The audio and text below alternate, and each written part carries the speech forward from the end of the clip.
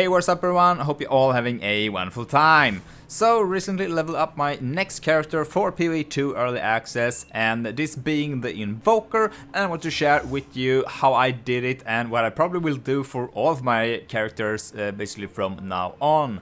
And as you might have guessed, now we are playing minions, and it's basically the arsonist build that everyone's been playing. I think it's called something like bombarding minion or something like that on Macro. If you'd like to check it out more in detail.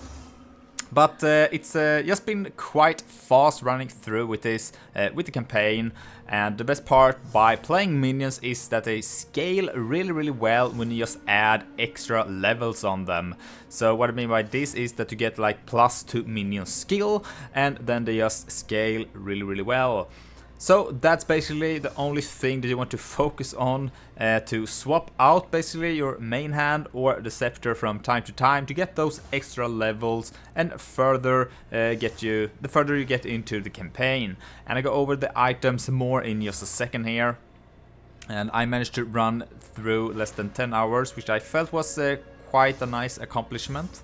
I only had the leveling experience from the first guy that I did here, and that was on the actual release, so not too much to compare to as we didn't have anything right then, but I felt it went pretty good now.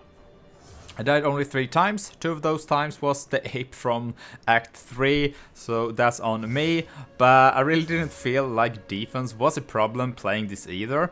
We could basically just run all the time without stopping, and we stop once or twice when we encounter. And we could basically run all of the time, and I just basically stopped for rares, and our minions just killed everything around us while we were running around. And being the monk or invoker, which I'm going to play here, we basically didn't get any benefits from the ascendancy either, making it absolutely possible to play this with basically any class that you like.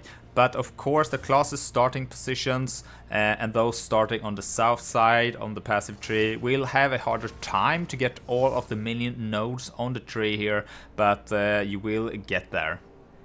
And the investment I started out with this was around 20 exiles for everything, and the skills only had 3 sockets on them all of the time, so that's going to be the first lesser juveler orb. And yeah, something you can put even more sockets if you want to for better minions, but it's nothing that you need. 3 is going to be more than enough. And to play minion build we need spirit, and to get more minions on this, just remember that you can do this quest in the Aztec Bog in Act 3, and here you will get rewarded by 30 spirits from the normal difficulty, and you get another 40 from the cruel one, so don't forget to do the quest for some easy extra minions. And if you take a look here, just start with our skills. And basically on our skeletons we get this from the scepter we're using. We're putting maim here with blind, and the skeleton arsonist is the main damage one that we are using. And here you want to go for martial tempo, attack speed, shadow shot for 2 additional projectiles, and feeding frenzy for more damage. We're using Flame Wall, and that's going to be to trigger Raging Spirits, and we use this just to boost a single target a little bit. For the Flame Wall we're using Fortress with Arcane Surge and also Mobility. For summoning Raging Spirits, Immolate, Elemental Focus, and also Fire Mastery. We're using Flame Ability Curse to boost the damage even further, and here we're just going for the increased effect of supported Curse. And we have 1 skeleton storm mage. We are using this with conduction and stormfire and overcharge. And this is basically so this guy apply shock on targets. So for bosses, for example, so our arsonists do more damage on that boss, right? And this one just makes it so shocks will not expire on ignited enemies, so it will stay up all of the time. We're having a Pain Offering, and Pain Offering will increase in attack speed and cast speed, and also some damage for our minions when they are standing nearby.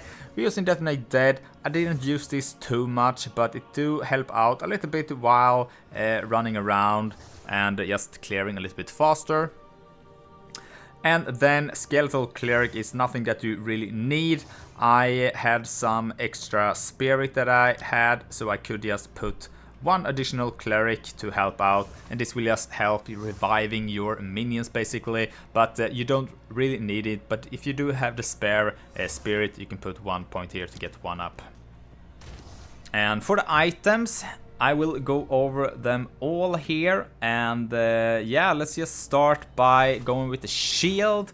Here we're using Oaksworn, and this is so we get the extra spirit from the shield here. For our chest, we're using Pilgrim Vestment and Folding Dawn. And here also for the extra spirit, as you can see here, we got some extra on here from a corruption. And yeah, and then we're using these gloves, and this is basically only going to be for the rarity, for some chance, for some drops. And the percent lose on life and kill here doesn't apply us, as it's not we that are killing enemies, it's our minions. So the negative side from this doesn't apply really. So yeah, just a great bonus. And I started with this helm, Crown of the Victor, from level 5. Also some rarity there, and also +1 to all skills. And this amulet, also something level 4, just +2 minion skill. I was lucky to get some attributes as well. That's something that can be a bit annoying in the start. But yeah, let's see. This is the other amulet to change after. It's for level 44, and this also with some extra spirit on there with the +2 minion skills. And for the rest of the gear, it's just life and resist basically. You can check the boots, just change them from time to time to get the extra movement speed really. I think, yeah, so these I got at level 19. You can get a 10% movement speed boot on level 1 basically. And I just swapped these on level 40 for the 25%. Some attribute, life, resist, rarity, you see the pattern. On the rings, try to get some attributes, really helps out, but also here, life, rarity, and that's basically it. And then we're going for the scepters. So this is the one that I ended up with, is a +4. And yeah, so you start out with a level 1, right? Just +1 to minion skills.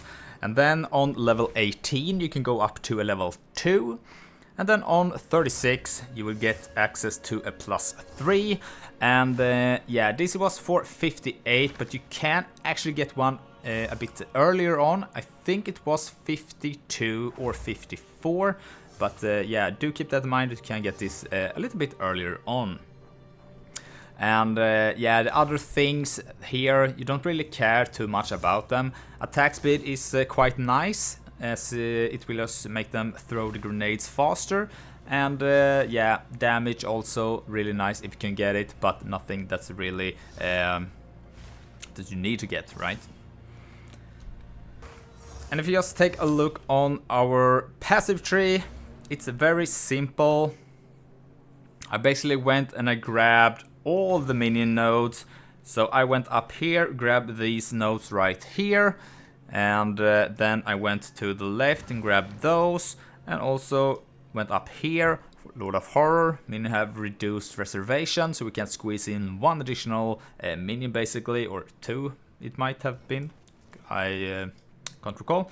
Here's also a minion node, elemental resist, life, damage, and then also some here and also here. So yeah, basically everything minion. I think we almost got all of them. And at the end, I just went and get some int, energy shield to help with some survivability. But yeah, you don't need it. Just go minion. It's all you really need, basically. So yeah, really quickly, quick video how you can level around really fast. I enjoyed it a lot, and as mentioned earlier, I will do this probably for all of my characters from now on. It's just really easy.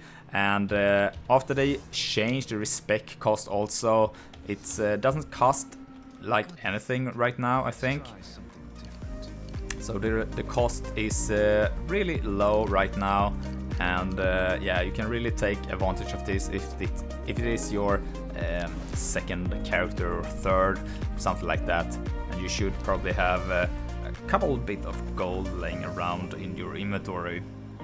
So yeah, thanks for watching. Don't forget to like and subscribe if you found this video helpful. And with that said, see you in the next one. Bye!